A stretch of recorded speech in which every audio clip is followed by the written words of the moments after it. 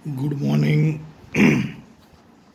પ્રકરણ 5 એના વિશે આપણે આગળ ભણીએ. તત્વોનું વર્ગીકરણ. સૌથી પહેલાં ડોબ્રેનર 1817માં પરમાણુય કદને આધારે ચડતા ક્રમમાં ગોઠવ્યા ત્રિપુટીનો નિયમ આવ્યો. 3 ત્રિપુટીઓ હતી. પછી ન્યુલેન્ડનો અષ્ટકનો નિયમ આવ્યો. અષ્ટકના નિયમમાં એની કેટલીક મર્યાદાઓ હતી. 56 તત્વો જ ગોઠવાયા. હવે એક પ્રશ્ન એવો છે કે શું ડોબ્રેનરની ત્રિપુટી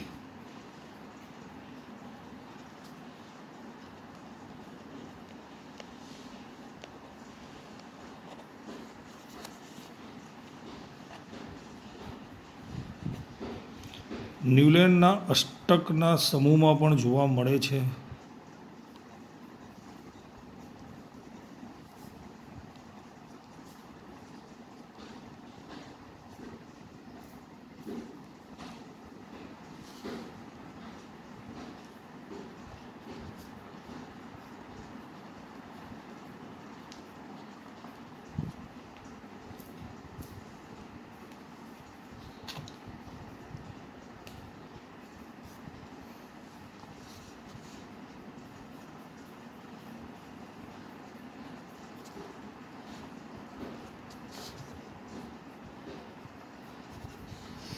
મતલબ જે ડોબ્રેનરની ત્રિપુટીઓ હતી એ ત્રિપુટીમાંથી કોઈ પણ ત્રિપુટી જે અષ્ટકના નિયમમાં જે કોષ્ટક બનાવ્યું હતું આપણે સારે ગામમાં પધાની લખીને, તો એની નીચેના રહેલા જે તત્વો હતા એમાં કોઈ ડોબ્રેનરની ત્રિપુટી છે એવો આપણને પ્રશ્ન પૂછે તો જવાબ લખીશું હા.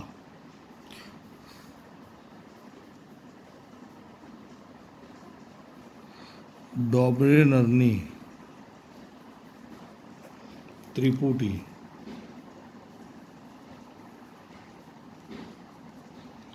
અષ્ટકના નિયમમાં પણ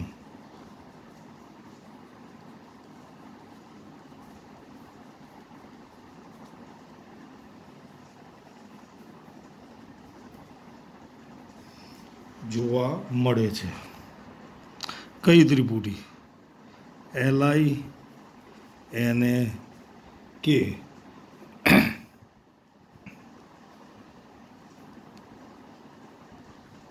ડોબ્રેનરની ત્રિપુટી છે. LI ને પ્રથમ તત્વ ગણીએ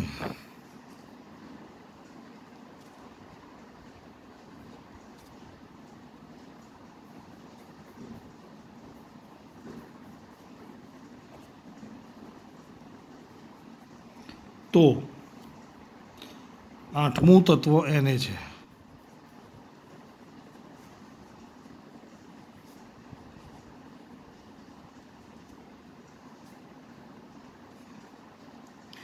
જો Na ને પ્રથમ તત્વ ગણીએ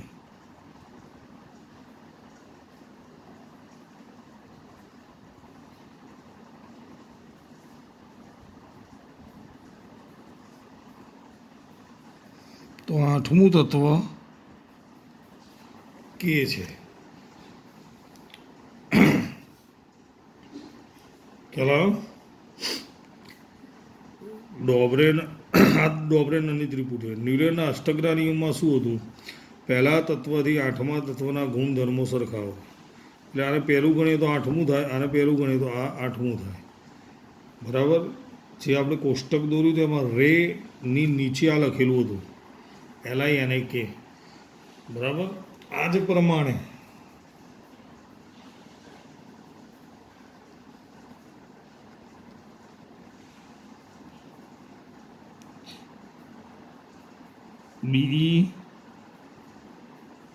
BeMgCa બેરેલિયમ, મેગ્નેશિયમ, કેલ્શિયમ પણ ત્રિપુટી અને અષ્ટકના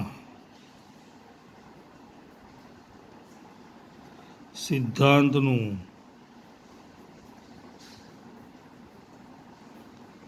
પાલન કરે છે. આથી આપણે કહી શકીએ કે ડોબરેનરની ત્રિપુટી અષ્ટકના નિયમનું પણ પાલન કરે છે. બરાબર. હવે ત્યારબાદ બે વૈજ્ઞાનિકો વિશે જોયું આપણે. હવે નવા વૈજ્ઞાનિક આવશે.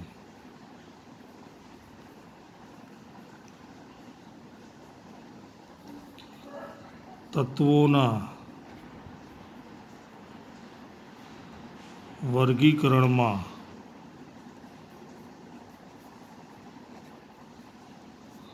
મેન્ડેલિફનું યોગદાન જણાવો. મેન્ડેલિફ નામના વૈજ્ઞાનિકે તત્વોના વર્ગીકરણનો મુખ્ય શ્રેય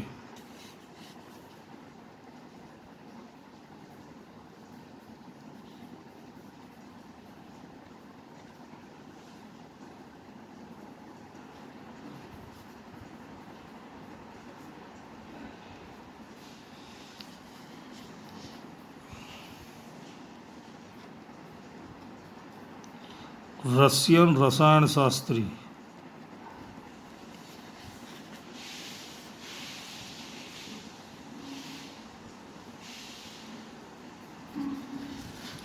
દમિત્રી ઇવાનોવિચ મેન્ડેલિફ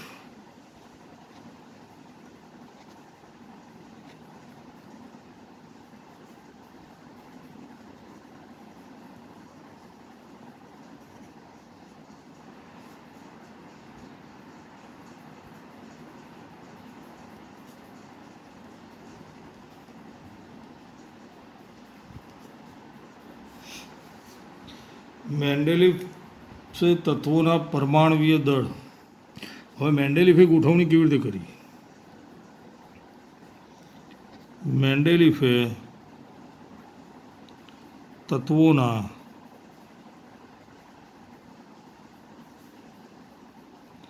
પરમાણવીય દળ અને તેના ભૌતિક તેમજ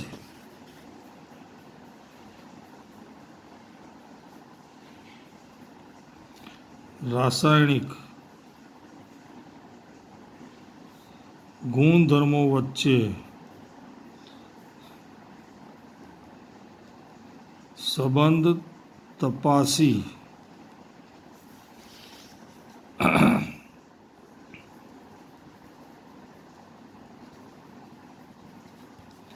ગોઠવણી કરી.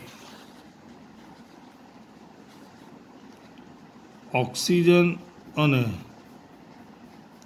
હાઇડ્રોજન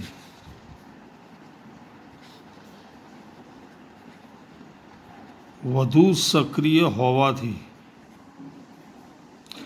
મેન્ડેલિફે તેના પર ધ્યાન કેન્દ્રિત કર્યું.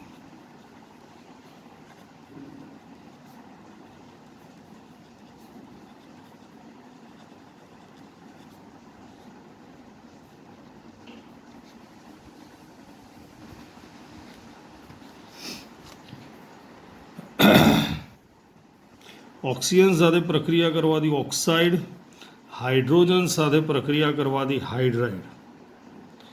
એટલે એના દ્વારા બનતા હાઇડ્રાઇડ અને ઓક્સાઇડના સૂત્રોને મૂળભૂત ગુણધર્મો પૈકી એક ગુણધર્મ દર્શાવે.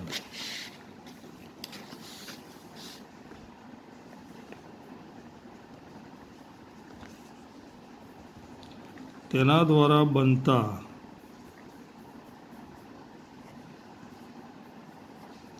હાઇડ્રાઇડ અને ઓક્સાઇડ ના સૂત્રોને મૂળભૂત ગુણધર્મો પૈકી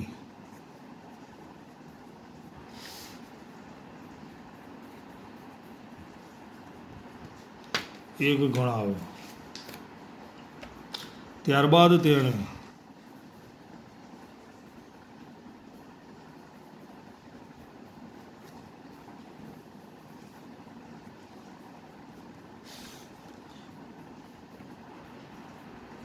63 કાર્ડ લીધા.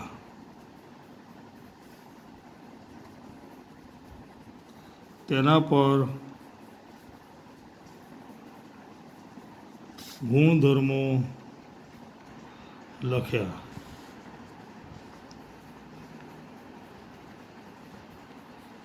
સમાન ગુણધર્મો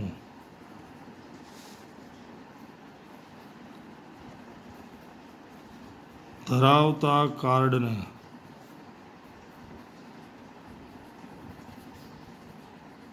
ટાંકણી વડે દિવાલ પર લગાવ્યા.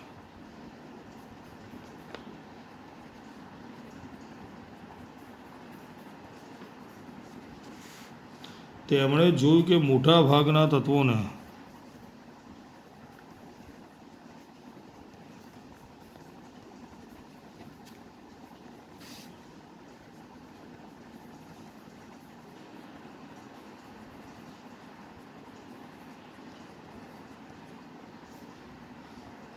આવર્ત કોષ્ટકમાં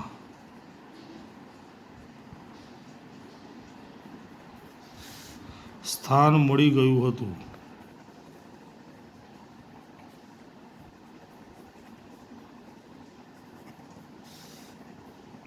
આ ઉપરાંત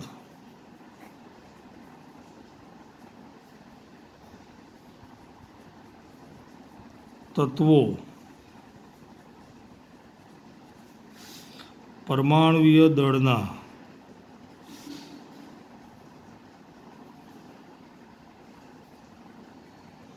ચડતા ક્રમમાં ગોઠવાઈ ગયા હતા.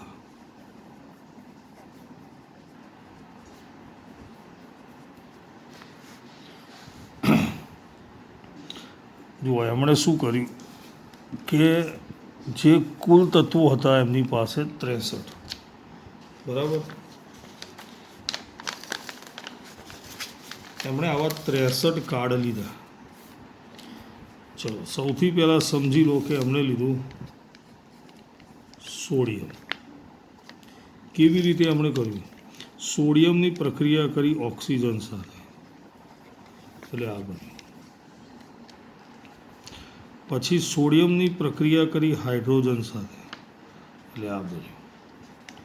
પછી એમણે લીધું પોટેશિયમ, એની પ્રક્રિયા કરી ઓક્સિજન સાથે, એની પ્રક્રિયા કરી હાઇડ્રોજન સાથે. તો જુઓ બંને વખત સંયોજનો સરખા જ બને છે. સોડિયમ 2, પોટેશિયમ 2, સોડિયમ 1, મતલબ આના ગુણધર્મો કેવા છે? સરખા. તો એમણે ઉપર પહેલાં લગાવ્યું સોડિયમ, એની નીચે લગાવ્યું પોટેશિયમ. સમજ પડી? આવી રીતે 63 તત્વોના ગુણધર્મો ચકાસ્યા, એક આવા કાર્ડ પર લખ્યા જેના ગુણધર્મો સરખા હતા અને લાઇનસર ગોઠવ્યા. અને પછી એમણે જોયું તો આ તો ચડતા ક્રમમાં ઓટોમેટિક ગોઠવાઈ ગયા. પહેલાં અહીંયા સોડિયમ લગાવ્યું, એની નીચે પોટેશિયમ, પછી એના જેવા ગુણધર્મો આવેલા એની નીચે આમ લાઈન બનાવી ઊભી. પછી બાજુમાં મેગ્નેશિયમ, અહીંયા કેલ્શિયમ, એ રીતે અહીંયા લાઈન બનાવી. હલા આવી રીતે કોષ્ટક તૈયાર થઈ ગયું. કેટલા તત્વો ગોઠવ્યા એમણે? 63. અને એ પાછા ચડતા ક્રમમાં ગોઠવાઈ ગયા હતા. આ વર્ગીકરણમાં તેમણે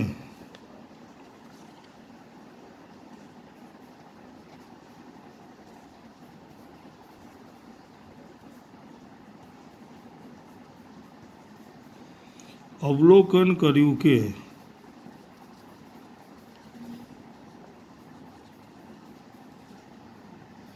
સમાન ભૌતિક અને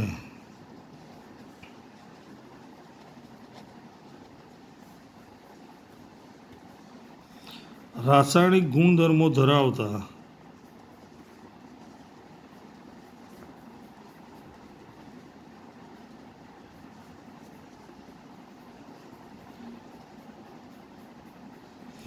જુદા જુદા તત્વો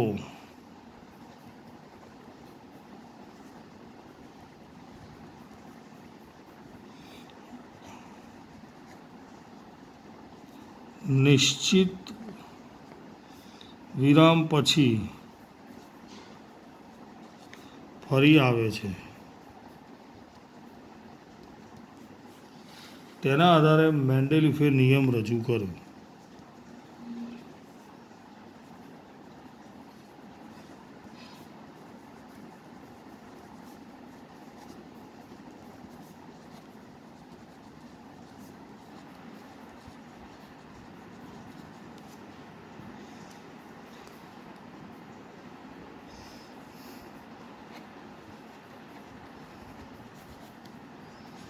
નિયમ તત્વના ગુણધર્મો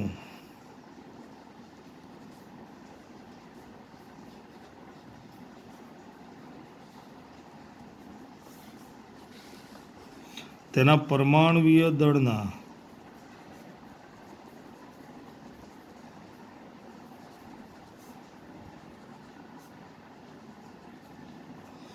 આવર્તનીય વિધેય છે.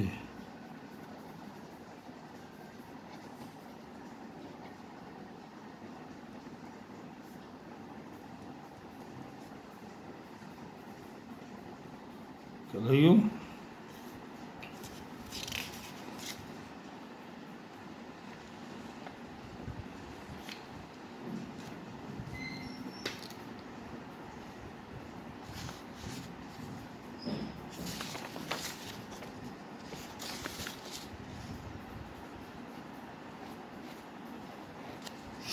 ચલો મેન્ડેલિફનું આવર્ત કોષ્ટક તત્વોના વર્ગીકરણનો મુખ્ય શ્રેય મેન્ડેલિફ રશિયન રસાયણશાસ્ત્રી દમિત્રી ઇવાનોવિચ મેન્ડેલિફ. મેન્ડેલિફે તત્વોના પરમાણુવીય દળ તેના ભૌતિક અને રાસાયણિક ગુણધર્મો વચ્ચે સંબંધ તપાસી ગોઠવણી કરી. એના માટે એમણે બધા તત્વોની પ્રક્રિયા O2 અને H2 સાથે કરી, કારણ કે એની સાથે સરળતાથી પ્રક્રિયા થતી હતી. એટલે એનાથી હાઇડ્રાઇડ અને ઓક્સાઇડ બન્યા અને એના સૂત્રો અને ગુણધર્મો પૈકી મતલબ આને એક ગુણધર્મ તરીકે લીધો. ત્યારબાદ 63 કાર્ડ લીધા, તેના પર ગુણધર્મો લખ્યા, ભૌતિક અને રાસાયણિક બંને. ટાંકણી વડે દિવાલ પર લગાવ્યા જે સરખા હતા એને. તેમણે જોયું કે મોટાભાગના તત્વોને આવર્ત કોષ્ટકમાં સ્થાન મળી ગયું. આ ઉપરાંત તત્વો પરમાણુવીય દળના ચડતા ક્રમમાં પણ ગોઠવાઈ ગયા હતા. સમાન ભૌતિક અને રાસાયણિક ગુણધર્મો ધરાવતા જુદા જુદા તત્વો નિશ્ચિત વિરામ પછી ફરી આવે છે. એટલે તત્વોના ગુણધર્મો તેના પરમાણુવીય દળના આવર્તનીય વિધેયો છે. હવે મેન્ડેલિફના આવર્ત કોષ્ટકની ઉપલબ્ધિઓ.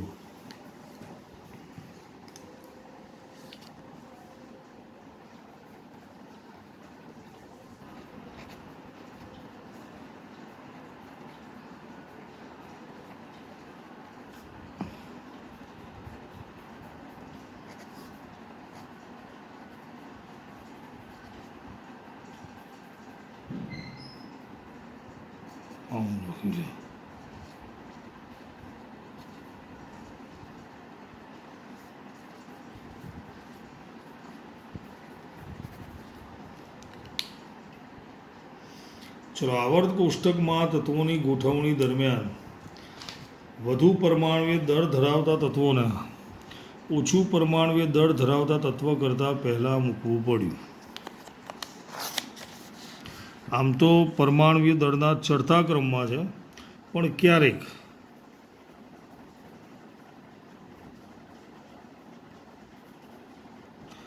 આવર્ત કોષ્ટકમાં તત્વોની ગોઠવણી દરમિયાન વધુ પરમાણુવીય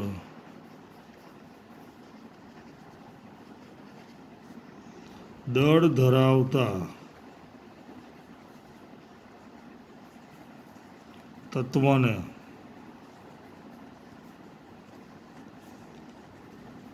ઓછું પરમાણુવીય દળ ધરાવતા તત્વ કરતાં પહેલું મૂકવું પડ્યું.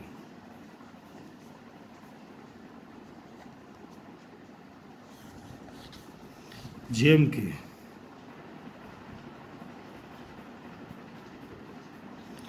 કોબાલ્ટ,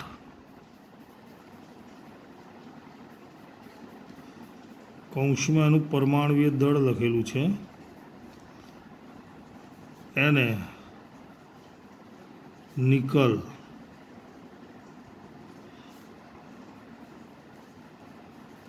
કરતા પહેલા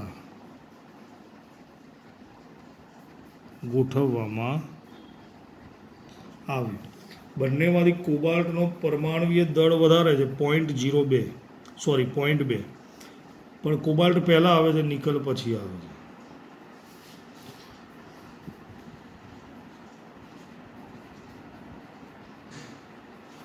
સમાન ગુણધર્મો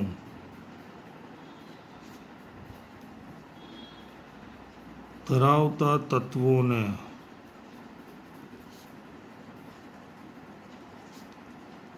સાથે ગોઠવવા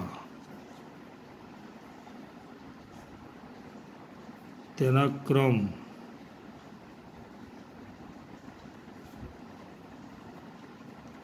બદલવો પડ્યો. મેન્ડેલિફે આવર્ત કોષ્ટકમાં કેટલાક સ્થાન ખાલી છોડવા પડ્યા હતા.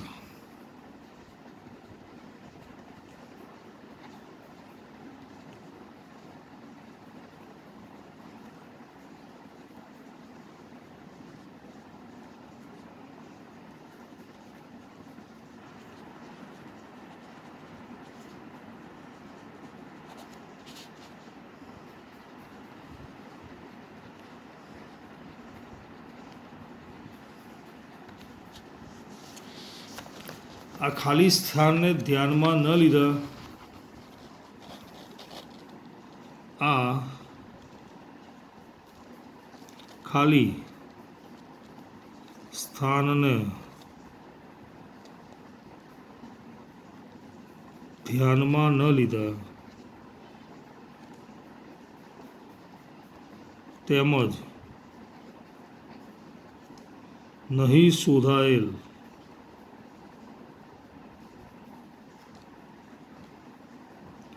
તત્વના અસ્તિત્વની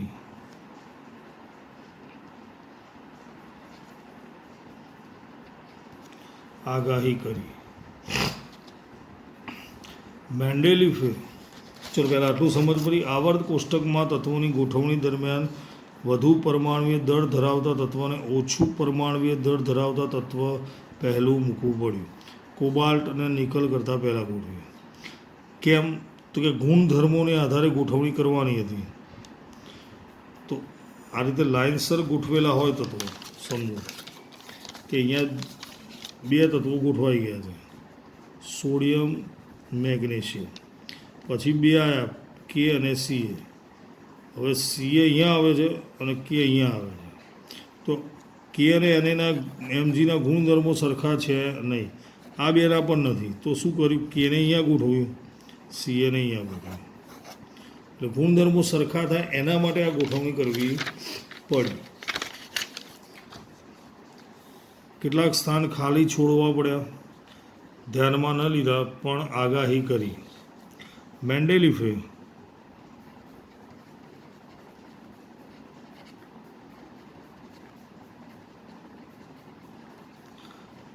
તત્વોનું નામકરણ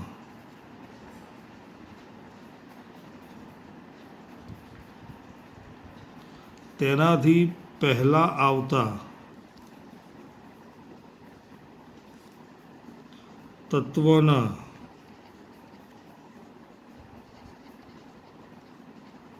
નામમાં સંસ્કૃત શબ્દ એકા, ગુજરાતી અર્થ એનો થાય એક, પૂર્વક લગાવીને કર્યું હતું. જેમ કે બોરોન શોધાઈ ગયું, પણ એના પછીનું તત્વ શોધાયું નથી, જગ્યા ખાલી છે. તો એના માટે એમને આગાહી કરી કે બોરોન પછી જે તત્વ શોધાશે એને એમણે શું નામ આપ્યું? એકા બોરોન. શું નામ આપ્યું? એકા બોરોન. જે પછીથી શોધાયું પણ ખરું, જેનું નામ શું હતું? સ્કેનેડિયમ. શું નામ હતું? સ્કેનેડિયમ. આપણે જોઈએ કયા તત્વોની આગાહી કરી અને ત્યારબાદ એનું નામ શું હતું. બરાબર. પહેલા ઉપર લખીએ મેન્ડેલિફે આપેલું નામ.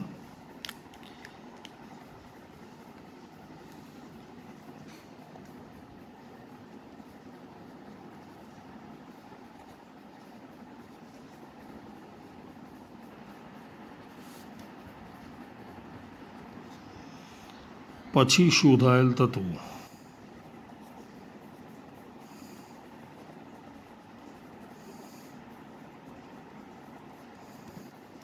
ચલો, મેન્ડેલિફે શું નામ આપ્યું? એકા બોરોન.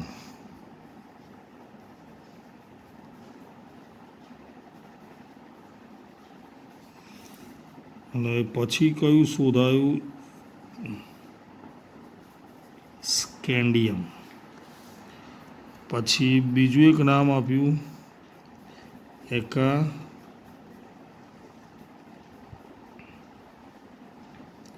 એલ્યુમિનિયમ. અને એની નીચે જે શોધાયું એ ગેલિયમ. એલ્યુમિનિયમની નીચે એકા સિલિકોન.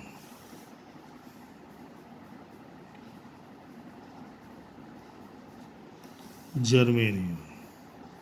આનો મતલબ સમજ પડી ભાઈ આ શું કહેવા માંગે છે. તત્વોની ગોઠવણી કરીએ હમણાં. 63 તત્વો ગોઠવાઈ ગયા. સમજો આ રીતે એમણે કોષ્ટક તૈયાર કર્યું. જેની અંદર કેટલા તત્વો ગોઠવ્યા? 63. પણ અહીંયા બોરોન હતું, અહીંયા જગ્યા ખાલી હતી. એલ્યુમિનિયમ જગ્યા ખાલી. સિલિકોન જગ્યા ખાલી. અહીંયા કોઈ તત્વો ગોઠવાયા નહોતા. આની નીચે, આની નીચે ને આની નીચે. એટલે એમણે કીધું ભવિષ્યમાં એવું તત્વ મળશે જેના ગુણધર્મો આના જેવા હશે. અને એનું નામ પણ એમણે આપી દીધું એકા બોરોન. શું નામ આપ્યું? એકા બોરોન. જે પછીથી મળ્યું છે એને વૈજ્ઞાનિકોએ શું નામ આપ્યું? સ્કેનેડિયમ. અહીંયા એવું તત્વ મળશે જેના ગુણધર્મ એલ્યુમિનિયમ જેવા હશે. અને મેન્ડેલિફે એને શું નામ આપ્યું? એકા એલ્યુમિનિયમ. જે ફરીથી મતલબ જ્યારે શોધાયું ત્યારે એને શું નામ આપ્યું? ગેલિયમ. એવી રીતે અહીંયા જે મળવાનું હતું એમણે આગાહી કરી હતી એકા સિલિકોનને. પછી એને શું નામ અપાયું? જર્મેનિયમ. ખ્યાલ આવ્યો? આ રીતે છે. મેન્ડેલિફ દ્વારા આગાહી કરાયેલ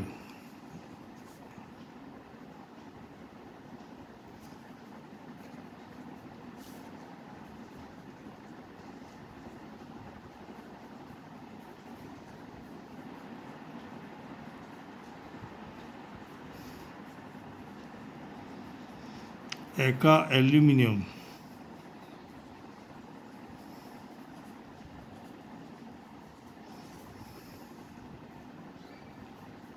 અને પછીથી શોધાયેલ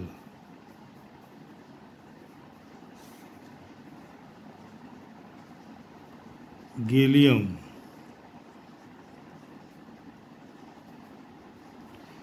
ના ગુણધર્મો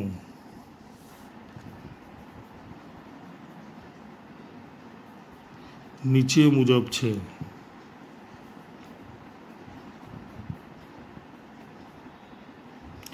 ગુણધર્મ અહીંયા લખીશું એકા એલ્યુમિનિયમ. જે મેન્ડેલિફે આગાહી કરી ત્યારે કીધું હતું કે આવું મળશે અને જે વાસ્તવમાં મળ્યું. કયા 3 ગુણધર્મો કીધા હતા? પહેલું પરમાણવીય દળ, બીજું ઓક્સાઇડનું સૂત્ર,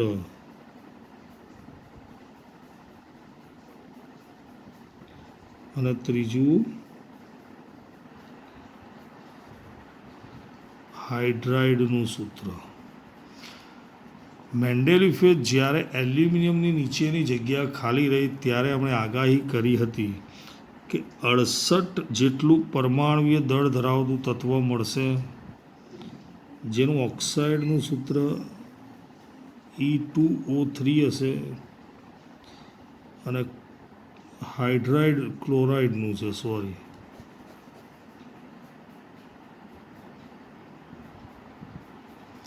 ક્લોરાઇડનું ECl3 થશે. ગેલિયમ જે શોધાયું 69.7 એટલે આની નજીક જ કહેવાશે. અને ગેલિયમની સંજ્ઞા છે Ga, તો એનું ઓક્સાઇડનું સૂત્ર પણ આવું જ છે, ઈની જગ્યાએ Ga લખીએ.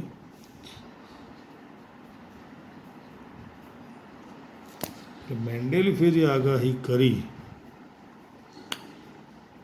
બરાબર, એમણે જે 63 તત્વોની ગોઠવણી કરી, એમની આગાહી લગભગ કોઈ ખોટી સાબિત થઈ નથી.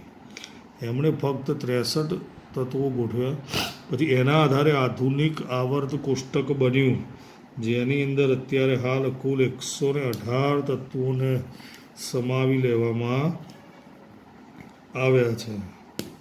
બરાબર, જે આપણે નેક્સ્ટ ટાઈમ ભણીશું.